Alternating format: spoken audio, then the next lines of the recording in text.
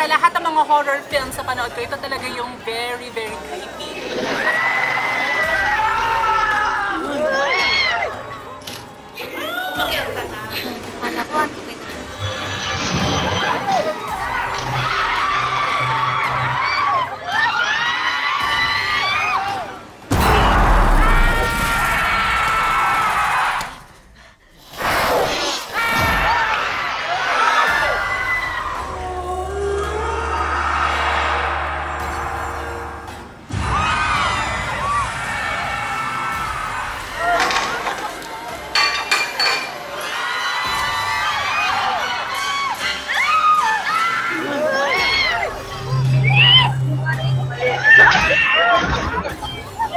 Mapapasigaw ka talaga. At ayaw mo simigaw, mapapasigaw ka talaga. Hindi ako nanguto, ah.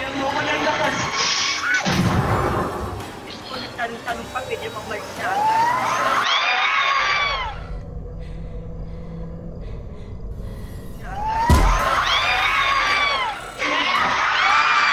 Sobrang nakakatakot. Siguro kung narinig nyo yung mga sigawan, grabe. Nakakatakot siya sa grabe namin sa loob.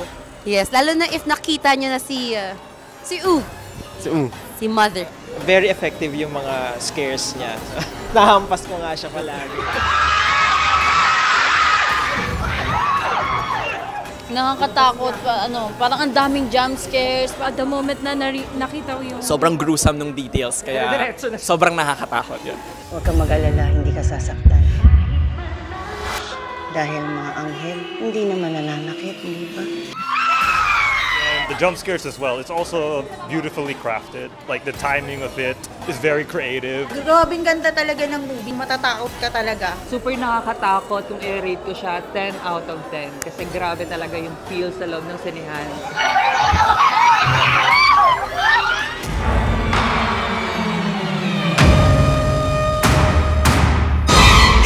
Yung pinaka nananakot dito, yun yung dapat yung abangan, kung ano yung pinaka-kwento nun. Hindi siya yung usual na jump scare lang, nakadepende yung takot. This is a kind of scare na dadalhin mo pa uwi.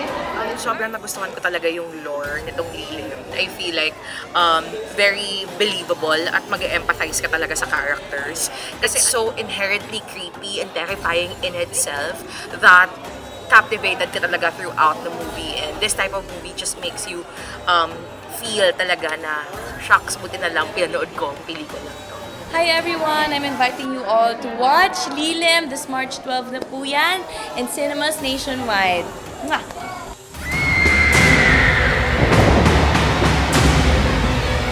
Bukas lang sa 4 na serye.